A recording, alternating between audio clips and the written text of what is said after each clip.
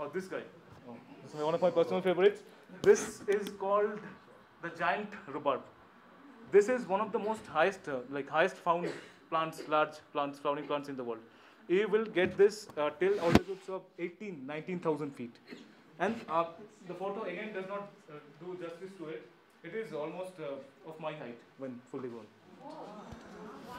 And when you come across it in its natural habitat, which is like desolate, barren, high altitude alpine plateaus, where the predominant color is brown or dark brown or black, it has a startling effect.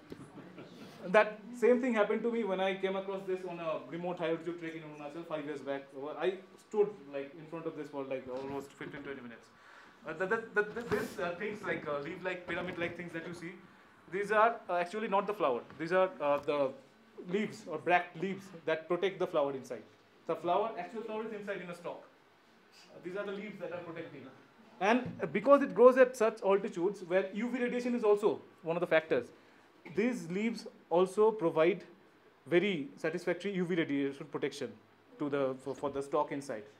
Again, like many of the species that are found in Eastern Himalayas, lepchas have used its various parts as local medicines for various of ailments. So this is one of the more interesting things that you come across. And this is, yeah, I'm sure this you would find in and around the town also. This is called the cobra lily, Erythema. The flower, when it's fully blown, it looks like a hooded snake. I wanted to mention this not because of its importance, because this is quite widespread. Just because of the diversity and the number of species that it has.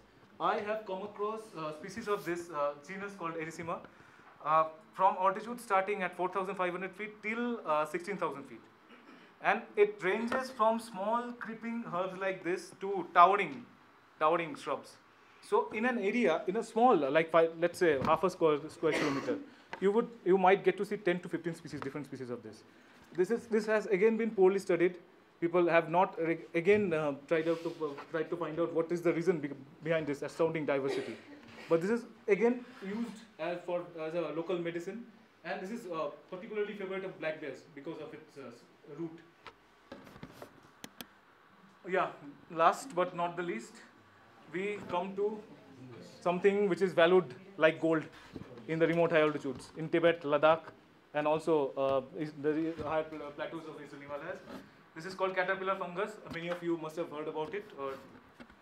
This is the fungus is called Cordyceps. Comes from a genus called Cordyceps, but the resemblance with the fungus ends there.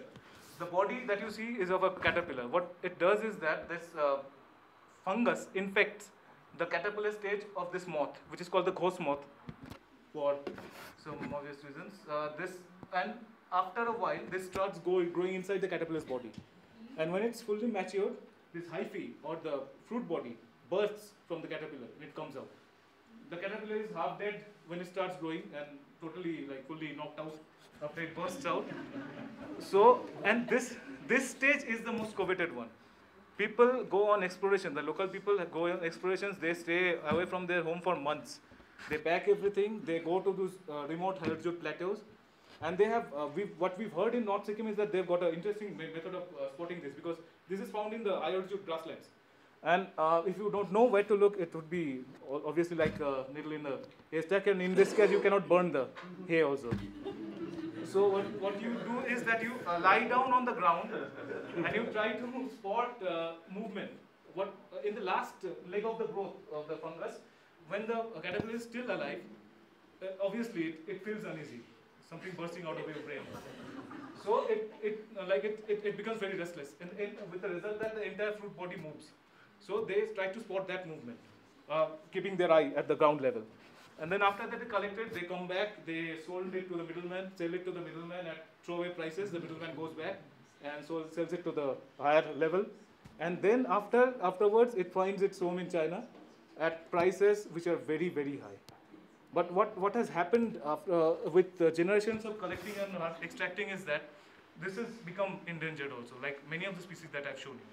So in many states where they are found, I have no idea about what goes on in Tibet. The government has issued certain restrictions or the certain guidelines on collection of this caterpillar fungus. But to what extent it's applied in field, then again.